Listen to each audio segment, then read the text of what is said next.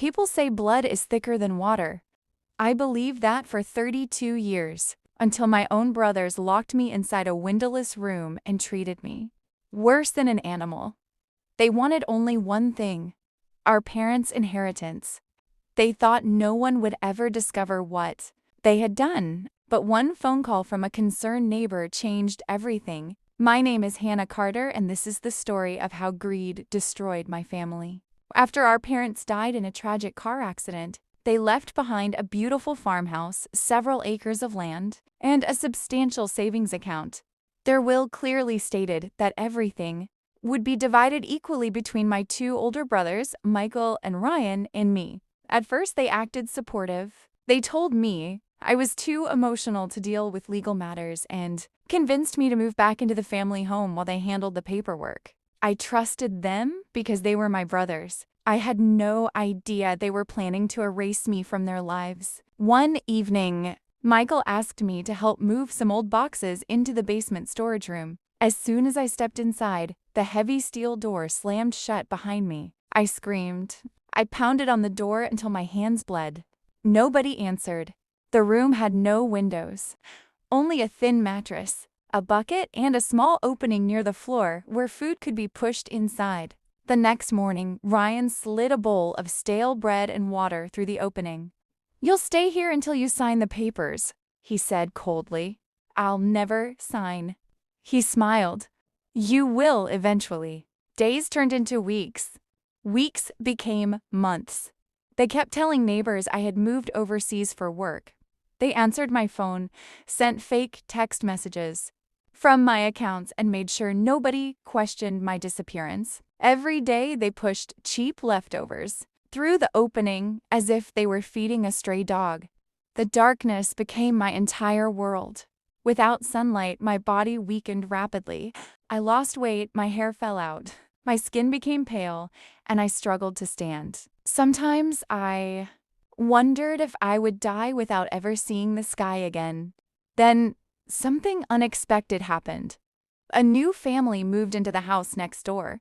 One afternoon, while Michael and Ryan were arguing upstairs, I gathered every bit of strength I had left and started banging on the wall with the metal bucket. Bang, bang, bang.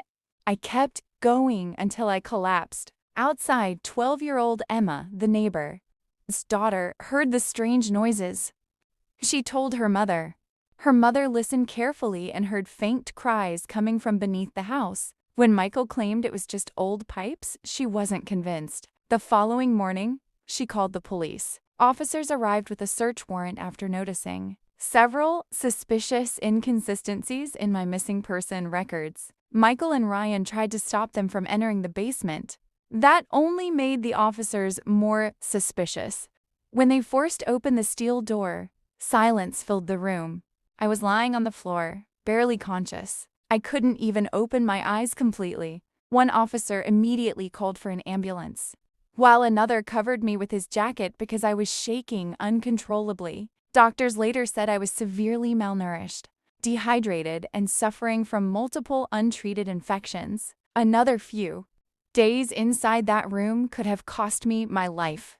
The police investigation uncovered everything: hidden cameras, forged signatures, fake financial documents, bank transfers, attempts to illegally seize my inheritance. Both brothers were arrested that same evening. During the trial, prosecutors presented overwhelming evidence showing months of unlawful imprisonment, financial fraud, abuse, and neglect. The judge described their actions as an extraordinary betrayal driven by greed. They received lengthy prison sentences, and all illegally transferred assets were returned.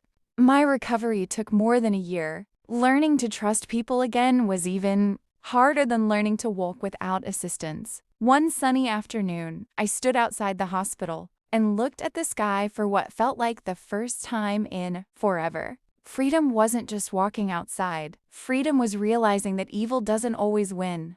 Sometimes, justice arrives because one ordinary person refuses to ignore a cry for help. If Emma and her mother had chosen to stay silent, I might never have survived. Their courage gave me my life back. And today, every sunrise reminds me that hope can survive even the darkest room.